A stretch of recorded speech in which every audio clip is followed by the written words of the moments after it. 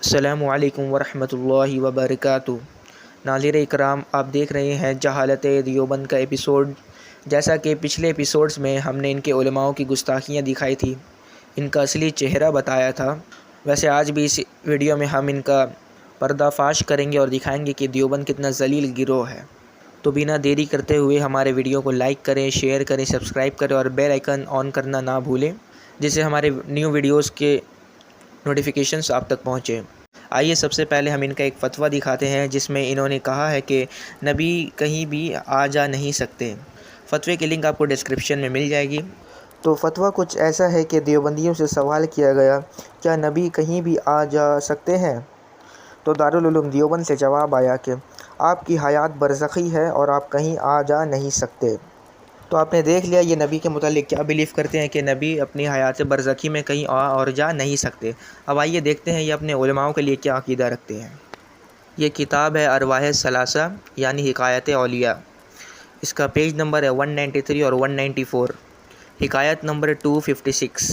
اس میں لکھا ہے کہ قاری طیب صاحب محتمیم دارالعلوم دیوبند بیان کرتے ہیں کہ جس زمانے میں مولوی رفیع الدین صاحب مدرسے کے محتمیم تھے یعنی کہ ٹیچر تھے، تو دارالعلوم کے بعض ٹیچرز میں یعنی مدرسین میں بحث ہو گیا، ان کے آپس میں جھگڑا ہو گیا۔ تو آگے چل کر مدرسے کے صدر مدرسین مولوی محمد الحسن صاحب بھی ہنگامے میں شریک ہو گئے اور جھگڑا طول پکڑ گیا۔ اور اس کے آگے خود قاری طیب کی زبانی سنیے۔ محفوظ بیان کرتے ہیں کہ اسی دوران ایک دن الصبح بعد نماز فجر مولانا رفیع الدین صاحب رحمۃ اللہ علیہ نے مولانا محمد الحسن صاحب کو اپنے حجرے میں بلایا جو کہ دارالعلوم دیوبند میں ہے، اور بند حجرہ کے کیود کھول دروازہ کر اندر داخل ہوئے۔ موسم سخت سردی کا تھا۔ مولانا رفیع الدین نے فرمایا، پہلے یہ میرا روئی کا لبادہ دیکھ لو۔ مولانا نے لبادہ دیکھا تو تر تھا اور خوب بھیگ رہا تھا۔ فرمایا کہ واقعہ یہ ہے کہ مولانا قاسم نانوتوی جسد عنصر یعنی جسم ظاہر کے ساتھ میرے پاس تشریف لائے تھے، جس سے میں ایک دم پسینہ پسینہ ہو گیا اور میرا لبادہ تر تر ہو گیا، اور یہ فرمایا کہ محمد الحسن کو کہہ دو کہ اس جھگڑے میں نہ پڑے، بس میں نے یہ کہنے کے لیے تمہیں بلایا ہے۔ مولانا محمد الحسن صاحب نے عرض کی، حضرت میں آپ کے ہاتھ پر توبہ کرتا ہوں کہ اس کے بعد میں اس قصے میں کچھ نہ بولوں گا۔ تو اس سے کیا معلوم چلتا ہے کہ دیوبند کے علماء، دیوبند کا عالم قاسم نانوتوی اپنی موت کے بعد بھی جسم کے ساتھ آ جا سکتا ہے، لیکن ان کے نزدیک نبی نہیں آ جا سکتے، یعنی کہ وصال کے بعد نبی نہیں آ جا سکتے ہیں لیکن ان کے علماء آ جا سکتے ہیں۔ یہ کیسی بات ہو گئی؟ ایک جگہ تو ان کے فتوے اہل سنت و جماعت کو بدعتی کہنے، علم غیب مان کر شرک میں مبتلا ہونے کا ہوتا ہے، اور اپنے بڑوں کے بارے میں یہ عقیدہ ہے۔ تیرا کیا ہوگا دیوبند؟ بہرحال ایک دوسرا اور حیرت انگیز واقعہ سنیے۔ یہ واقعہ مولانا اشرف علی تھانوی کے دادا کا ہے۔ اس کے مصنف خواجہ عزیز الحسن، اور کتاب کا نام اشرف السوانح، جلد 1 پیج 39 اور 40۔ لکھا ہے، اشرف علی تھانوی صاحب کے دادا کسی بارات میں تشریف لے جا رہے تھے کہ ڈاکوؤں نے آ کر بارات پر حملہ کیا اور ان کے پاس تیر و کمان بھی تھے۔ انہوں نے ان ڈاکوؤں پر دلیرانہ تیر برسانا شروع کیے۔ چونکہ ڈاکوؤں کی تعداد کثیر تھی اور ادھر بے سر و سامانی تھے، یہ مقابلے میں شہید ہو گئے، یعنی اشرف علی تھانوی کے دادا شہید ہو گئے۔ اور شہادت کے بعد ایک عجیب واقعہ ہوا۔ رات کے وقت اپنے گھر مثل زندہ کے تشریف لائے اور اپنے گھر والوں کو مٹھائی لا کر دی اور فرمایا کہ اگر تم کسی سے ظاہر نہ کرو گی تو اس طرح سے روز آیا کریں گے۔ یعنی کہ اشرف علی تھانوی کے دادا اپنی شہادت کے بعد بھی واپس اپنے گھر پہنچ گئے۔ یہ کیسا ہو سکتا ہے؟ ان کا تو عقیدہ ہے کہ نبی نہیں آ سکتے اور ان کا عقیدہ ہے کہ ان کے علماء آ سکتے ہیں۔ واہ!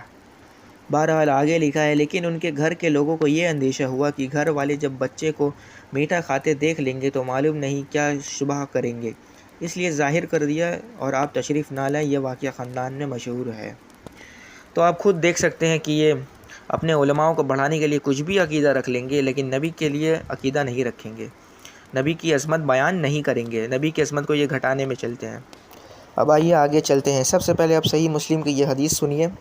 حضرت عبداللہ بن عمر رضی اللہ تعالی عنہ روایت کرتے ہیں کہ رسول اللہ صلی اللہ تعالی علیہ وسلم نے فرمایا، جب کوئی شخص اپنے مسلمان بھائی کو کافر کہتا ہے تو دونوں میں سے کوئی ایک شخص اس کفر کے ساتھ لوٹا، یعنی اگر جسے کہا گیا وہ کافر نہ ہوا تو کہنے والا خود کافر ہو جائے گا۔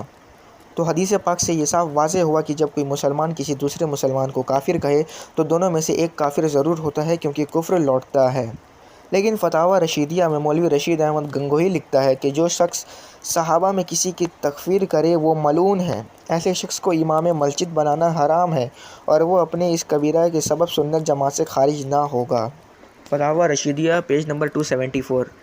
یعنی کہ اس سے پوچھا گیا تھا، اس سے سوال کیا گیا تھا کہ اگر کوئی صحابہ کرام رضوان اللہ تعالیٰ علیہ مجمعین کو کافر کہے تو وہ سنت جماعت سے خارج ہوگا یا نہیں؟ تو مولوی رشید احمد گنگوہی کا سیدھا سیدھی جواب یہ ہے کہ وہ خارج نہ ہوگا۔ یعنی کہ معاذ اللہ کوئی صحابہ کو کافر کہے اور یہ اسے اپنے جماعت میں بھی رکھتے ہیں، اسے اپنی جماعت سے بھی خارج نہیں کرتے، بھلے وہ توبہ کرے یا نہ کرے۔ اور یہی بات طارق جمیل اپنے ایک بیان میں بھی کہتا ہے کہ اگر کوئی شخص صحابہ کو کافر کہے تو اس سے وہ کافر نہیں ہو جاتا، معاذ اللہ۔ ایک اور حدیث دیکھتے ہیں، یہ بھی صحیح مسلم کی حدیث ہے۔ اس میں حضرت ابو ہریرہ رضی اللہ تعالیٰ عنہ سے روایت ہے کہ رسول اللہ نے ارشاد فرمایا صلی اللہ تعالیٰ علیہ وسلم، میرے صحابہ کو برا مت کہو، میرے صحابہ کو برا مت کہو، 2 مرتبہ فرمایا۔ قسم ہے اس ذات کی کہ جس کے قبضۂ قدرت میں میری جان ہے، اگر تم میں سے کوئی احد پہاڑ کے برابر بھی سونا خرچ کر دے تو پھر ان کے سیر بھر یا اس سے آدھے کے برابر بھی نہیں پہنچ سکتا۔ سبحان اللہ، کتنا بڑا مرتبہ ہے یہاں صحابہ کا۔ اور یہ ان کے بکبک علماء کہتے ہیں کہ اگر کوئی صحابہ کو کافر کہہ دے تو بھی وہ کافر نہیں ہوگا، اور یہ کہتے ہیں، یہ ہمیں بدعتی کہتے ہیں، یہ ہمیں منکر حدیث کہتے ہیں۔ تو ان کے یہ عباراتوں سے یہ ثابت ہوتا ہے کہ منکر حدیث کون ہیں۔ آئیے ان کا ایک اور کارنامہ دکھا دیتے ہیں، اور بڑی معذرت کے ساتھ یہ کارنامہ دکھا رہا ہوں، کتنی بیہودہ حرکت کی ہے ان لوگوں نے۔ وہی کتاب ارواح ثلاثہ حکایت اولیاء، اس کے پیج نمبر 228 کے حکایت نمبر 304 پہ لکھا ہے، میں عبارت پڑھوں گا نہیں، آپ کے سامنے اسکین موجود، آپ خود پڑھ سکتے ہیں، مجھے پڑھنا نہیں ہے، میں صرف آپ کو اتنا بتا دیتا ہوں کہ لکھا کیا ہے اس میں لکھا ہے کہ ایک مرتبہ گنگوہی خانقاہ میں مجمع موجود تھا، یعنی کہ بھیڑ تھی، اور وہاں پر مولانا قاسم نانوتوی اور مولانا رشید گنگوہی بھی موجود تھے، یہ دونوں بھی وہاں موجود تھے۔ اچانک مولانا رشید گنگوہی نے کہا کہ ایک چارپائی لاؤ، تو چارپائی میں اور وہاں چارپائی منگوا کر اس میں مولانا قاسم نانوتوی کو کہا کہ حضرت آپ لیٹ جائیے یہاں پہ۔ تو قاسم نانوتوی تھوڑا شرمانے لگا دلہن کی طرح اور پھر رشید گنگوہی نے ان سے دوبارہ کہا کہ لیٹ جائیے، تو پھر مولانا قاسم نانوتوی لیٹ گئے۔ اس کے بعد مولانا رشید گنگوہی بھی اسی چارپائی پہ لیٹ گئے جس میں قاسم نانوتوی چت یعنی اسٹریٹ لیٹ کر تھا، اور پھر رشید گنگوہی نے کروٹ قاسم نانوتوی کی طرف بدلا اور پھر اپنا دائنا ہاتھ قاسم نانوتوی کے سینے پر رکھ دیا، استغفر اللہ۔ اور قاسم نانوتوی پھر شرما گیا اور اس نے کہا کہ یہ آپ کیا کر رہے ہیں، لوگ کیا کہیں گے؟ تو رشید گنگوہی کہتا ہے، لوگ کہتے ہیں کہنے دو، لوگ کچھ بھی کہیں کہنے دو، ہم تو یہاں پر ہی کیا بولوں میں اب یعنی کہ ان کے علماء کڈلنگ کر رہے تھے استغفر اللہ استغفر اللہ۔ کہنے کا مقصد یہ ہے کہ آپ خود دیکھ لیجئے کہ ان کا کیا روپ ہے۔ ان کے علماء LGBTQ پروموٹر تھے، یہ مانیں گے تو نہیں، لیکن اس عبارت سے تو یہی معلوم پڑتا ہے۔ بہرحال اللہ کا شکر ہے کہ ہم اعلیٰ حضرت کے ماننے والے ہیں، ہم ان کے ماننے والے نہیں جو نبی کی تعظیم نہ بیان کرے اور صرف اپنے علماء کی تعظیم بیان کرتے رہے۔ علماء کے لیے کچھ بھی چل جاتا ہے، ان کو کچھ بھی عقیدہ رکھ لیں گے علماء کے لیے، لیکن نبی کی تعظیم بیان نہیں کریں گے۔ اعلیٰ حضرت فرماتے ہیں، دیو کے بندوں سے ہم کو کیا غرض، ہم ہیں عبد مصطفیٰ، پھر تجھ کو کیا۔ خیر، ویڈیو یہاں پہ اینڈ ہو رہی ہے۔ اس ویڈیو کو لائک کریں، سبسکرائب کریں، شیئر کریں اور لوگوں کو دکھائیں، اپنے جاننے والوں کو بھی دکھائیں کہ یہ کتنا ذلیل گروہ ہے دیوبند۔